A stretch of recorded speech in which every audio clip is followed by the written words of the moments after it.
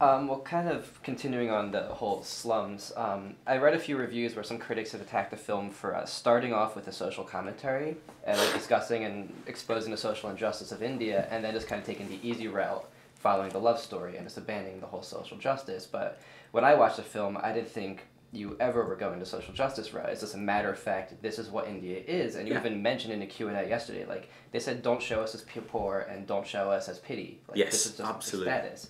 So have you been getting that response to the film, and how do you respond to that, like, attack? Well, I remember, the thing about it, what we tried to do is just include as much of the city as we could. It wasn't to go there with an opinion or an attitude or be evangelical about poverty. Right. Because you have nothing you can teach India about poverty, believe me. You just have nothing you can teach them about it. And they don't want you to come there with your opinion and your proselytizing and your kind of politics. They want you to come there and get benefit from the country. And there's 1 billion people live there, which is enough for a planet, we always used to say. Right. And there's no way you can go there and not learn. You learn about yourself, about the human spirit, about how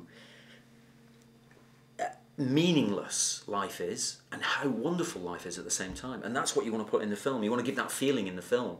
So that's what the film's meant to be about. It's meant to try and, what we tried to do within the narrative, great story of a slum kid duping a game show, we wanted to make it as vivid a portrait as possible of that city, with all its flaws and all its magnificence. And that's why you move from the blinding of a kid to a dance. You know, within 90 minutes, they're dancing, and you think, how can you do that? Well, you don't do that. You don't kind of try and make an arc from one to the other. It's actually, that's the city. If you didn't have a dance, you wouldn't be reporting the city. And if you didn't have a blinding of a kid, you wouldn't have reported the fact that you do meet people who've had their hands chopped off. And they clearly have had their hands chopped off to make them better beggars. And your head just kind of explodes when you see that. You think, fuck. And all you want to do is give him money. All you want to do is, like the American in the film, all you want to do is get your fucking wallet out and give him $1,000 because it makes you feel better about it. But in fact, $1,000 goes to the gangster who runs that street corner, who's cut his hands off in the first place, and it is confirmed to the gangster that this works. Therefore, let's do some more of that. So you can't approach it with all your morality. It's just beyond that, you know. You have to kind of go in open and all we could do is bring back this film, which is a film about the city and about this character within the city, and it's up for others, Indians, to, you know, comment about it politically, you know, if they like. And there are some great filmmakers there who will do that and are doing that, you know. But that's not my job, really. It's very foolish to think you can go in there and do that. You'll get nowhere, basically. You will get nowhere doing that.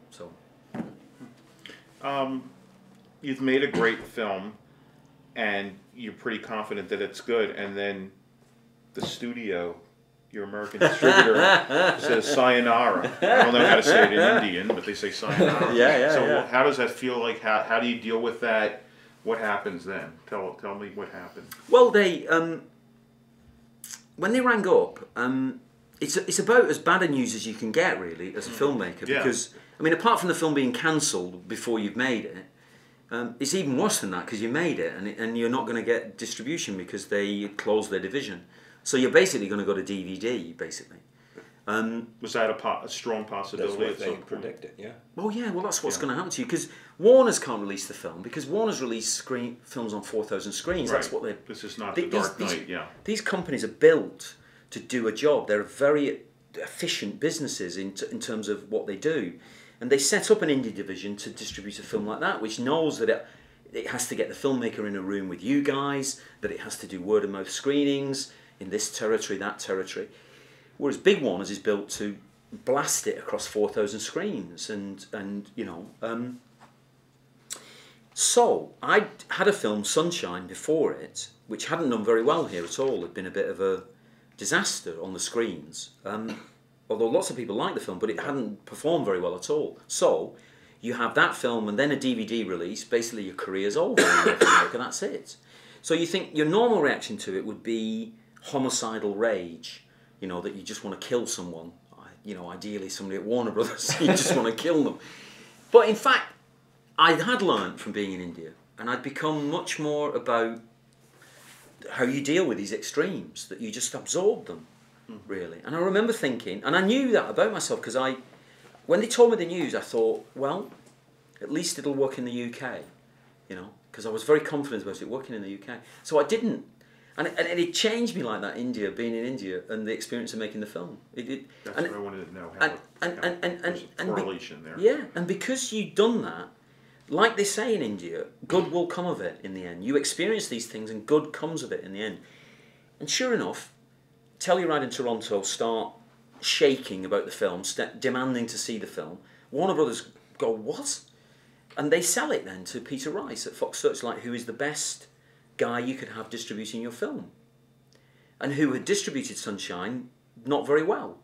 But you kind of, you know, you just, I don't know, it's funny. It feels fated, the film. It feels kind of, there's a destiny about the film in the way that it's that's sort of outside your own absolute control. But that's the point about being a director in India, is that you don't have that kind of control, and you have to learn to accept it and actually abandon it as a great thing to abandon. Whereas normally you're all about control. Sunshine as a film is about incredible, precise, minute control of everything in it.